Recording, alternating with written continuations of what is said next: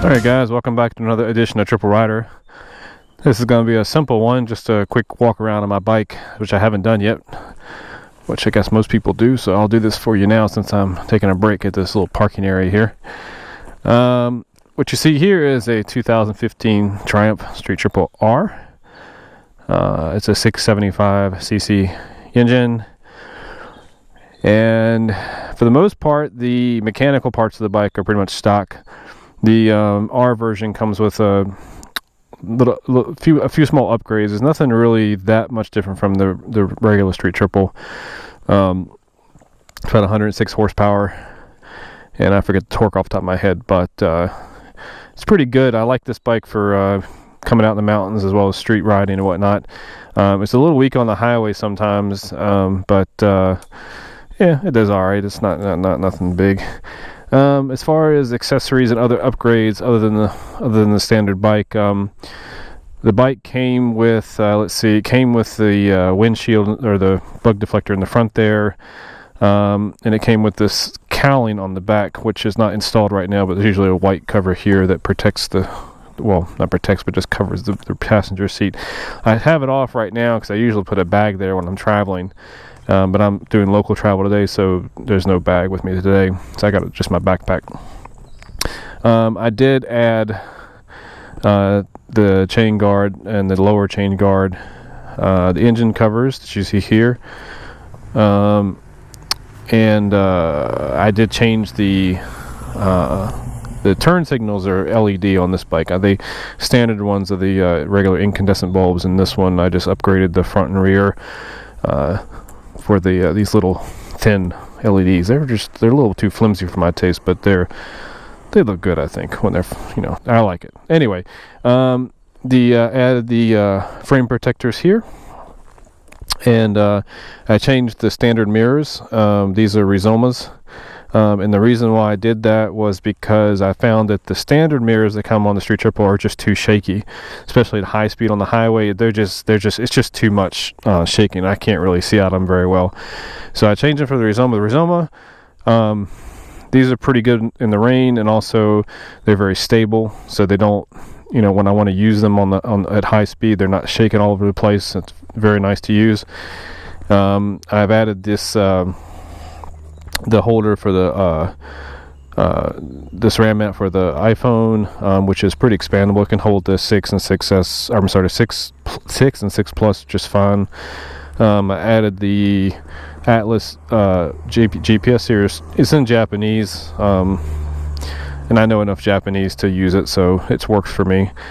Let's see. I also changed the levers. These are the carbon coated ones that they have optional. The standard ones are the silver standard levers. These are also adjustable.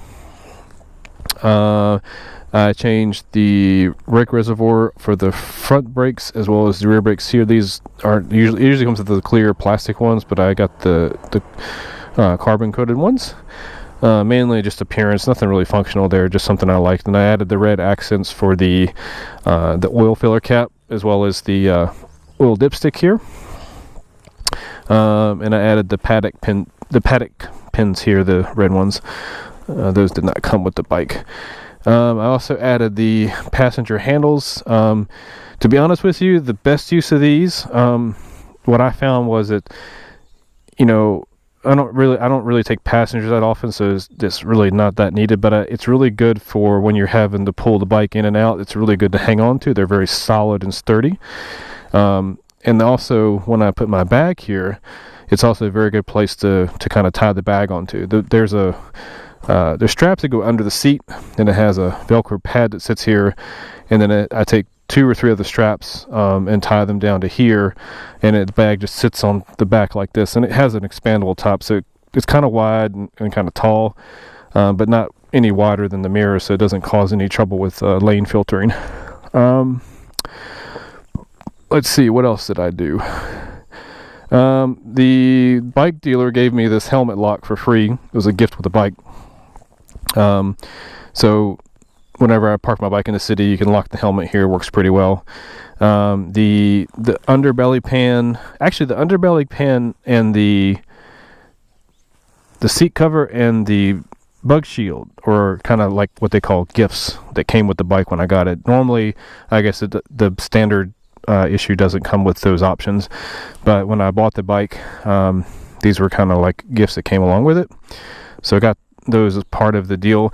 I did, as a cosmetic thing, it seems kind of silly now, but actually I do like the fact that it blends in. But this under tray here is normally black or gray or something, so I got the matching under tray, so it matches all white here. Nothing big there. What else did I add? Oh, under the seat, which I can probably do that. That's easy enough. Let me pull this up here. Okay, so under the seat, registration, extra fuses, etc. So I got a little Triumph toolkit here. It it's not like a significant toolkit, but for easy things you need to do, this is really great. It has different options and tools in it. This is my ETC, which is flapping all over the place. Normally it's stuck down here, but the stickiness is kind of gone. So this is for the electronic toll collection. There's a card in there, and you just flip it over, and then it works. There's an indicator on the dash here. This lights up green or red when it's working. Well, green when it's working and red when it's not. Usually red when you don't have a card. So, but the green means it's working, and you can go through the toll. Let's see. Okay, so here I added the USB cables, which is tied into the headlights. So when the bike turns on, both the GPS and the USB cables are fired up when you turn the key on at the first notch.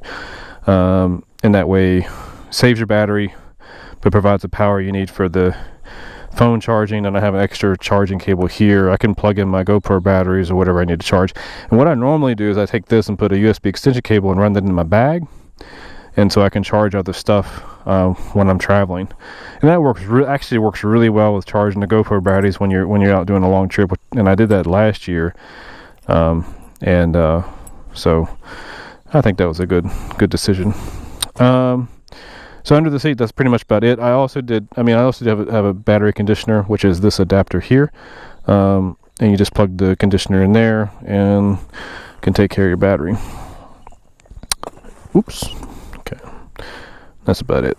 And this pad you see, actually, the seat on the Street Triple isn't all that great for long touring. This is not the gel seat. It's just the standard seat that comes on it, and I just didn't want to opt for the extra couple $100 they wanted for the gel seat.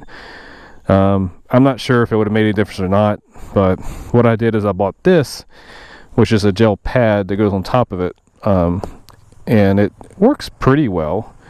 It's not perfect, but it adds a bit more comfort than the standard seat does. And that was about $90, I think it was, which wasn't too bad.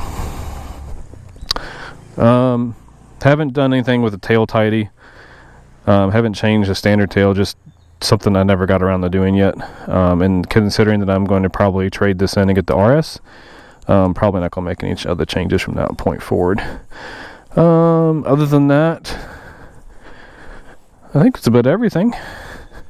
Oh, I did put the fork protectors here just as an added measure to protect it, just in case I drop it, which really hasn't happened yet. Knock on something, knock on wood. Rear passenger pegs are standard.